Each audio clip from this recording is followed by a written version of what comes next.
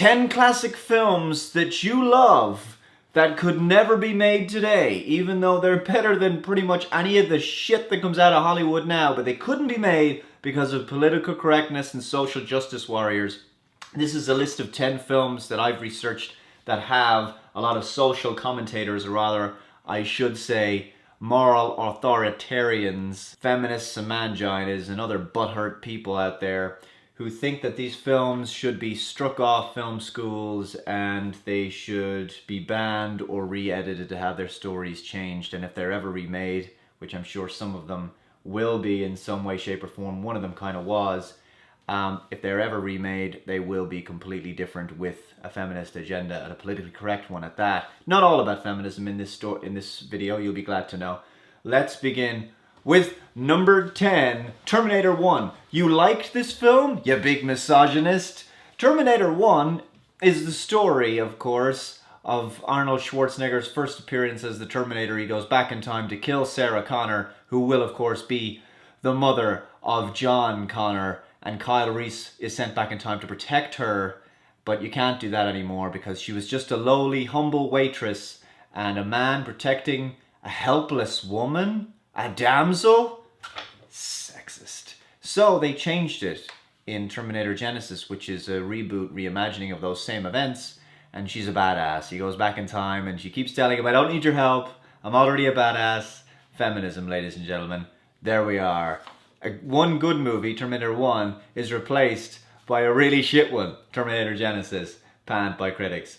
But there we are. Maybe eventually the market will realize, but it's not going to happen anytime soon. Number 9, Blazing Saddles. You like this movie? You feckin' racist. The film that made fun of racism, made fun of all the things that we take too seriously. It hung a lantern on the fact that we are hypersensitive in our society. It subverted a lot of cliches with respect to racism. It's considered politically incorrect for a lot of reasons, a lot of the jokes. That's actually the point. If you take this film seriously, you missed the point. It is an entire parody, a spoof movie from beginning to end.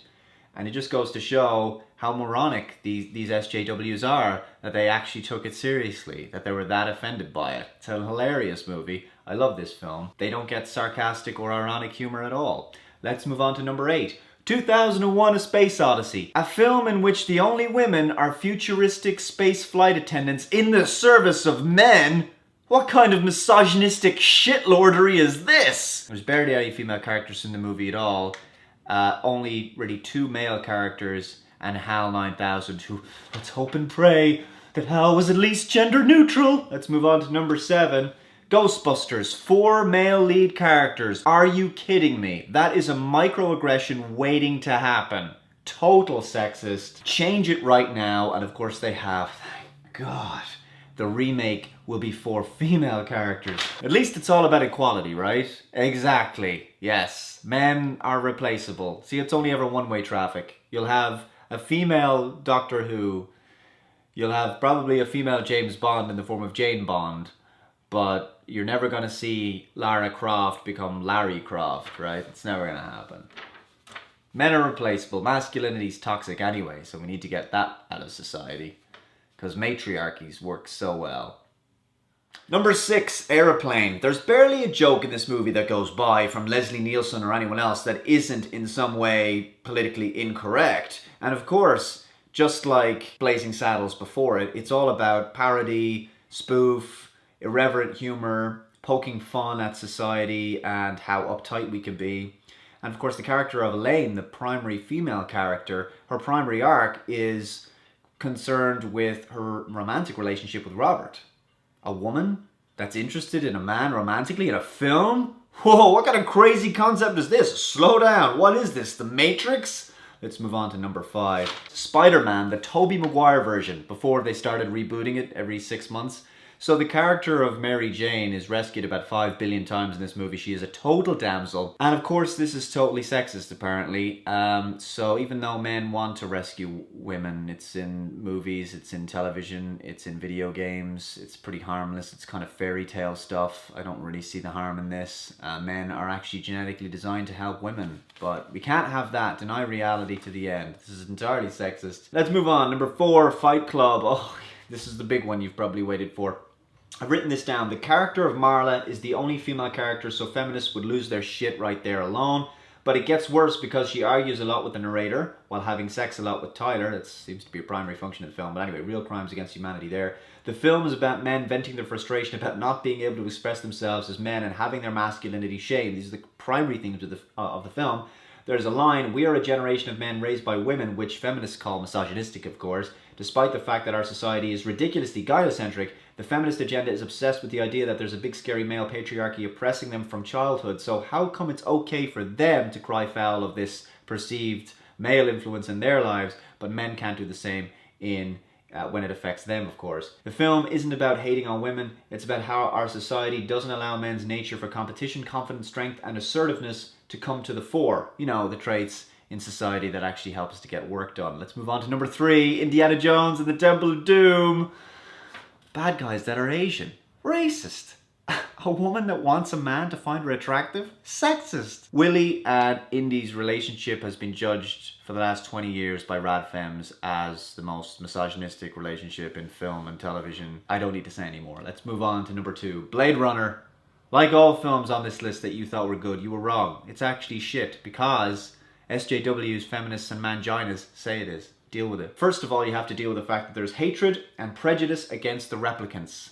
Yes, replicants. That aren't real people. It's fiction. There are no replicants, okay? It was supposed to be a metaphor for racism. Also, the sex scene between Deckard and Rachel is a little bit rough, so SJWs consider that a little bit rapey, of course. Violence in movies, just like video games, promotes violence in the real world. Bullshit! Anything even remotely looking like rape could promote rape in the real world, as we know, right? Because people just can't control themselves. Monkey see, monkey do.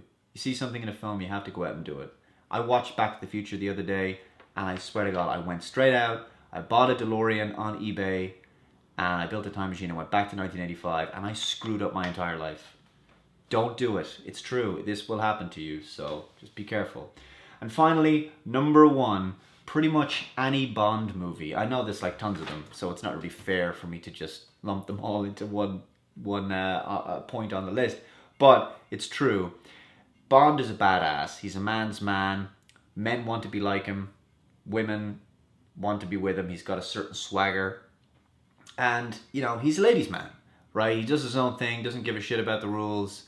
I mean, it's proper masculine role model here. This is a guy that he's an alpha male. This would not be allowed today. It's not going to be allowed anymore. And the reason being is because Anthony Horowitz, who is a James Bond novel author, is completely changing James Bond. I'm going to include a link below in the description. This is one of the main motivations for me to make this video today, because he's now turned Bond into a mangina. Yes, he has a live-in girlfriend who he argues with not all the time. He's basically turned Bond into Ray Romano with a Walter PPK. It's really disturbing.